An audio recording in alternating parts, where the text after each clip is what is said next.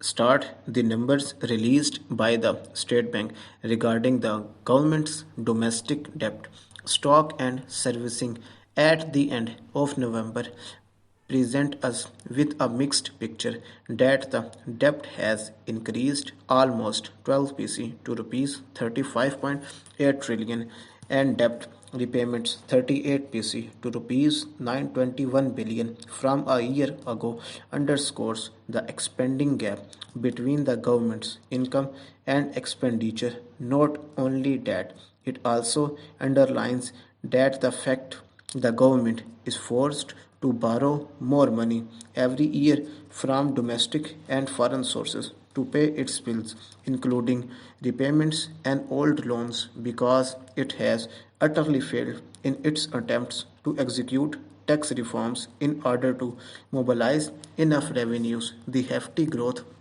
in public debt means that government expenditure on debt repayments will continue to rise quite substantially with the passage of time. The central bank, for example, reported in its recent monetary policy report compendium that the steep rise in interest payments consumed over 73 pc of the total tax collection of the FBR and constituted close to 53.8 pc of the total federal expenditure in the first quarter of the present fiscal year to September.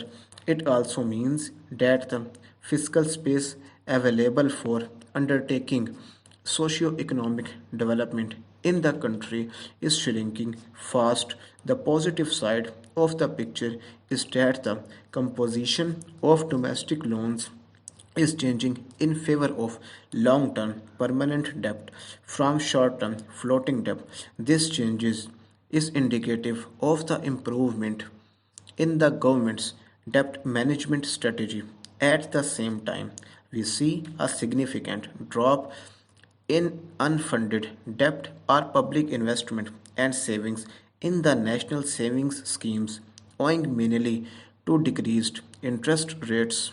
But the changes in the composition of the following will only help us delay the loan payments for a while without slowing down pace of growth in the size of the debt stock. The only sustainable way of controlling debt and creating room for greater development spending lies in mobilizing tax in keeping with the economic true potential. Stop.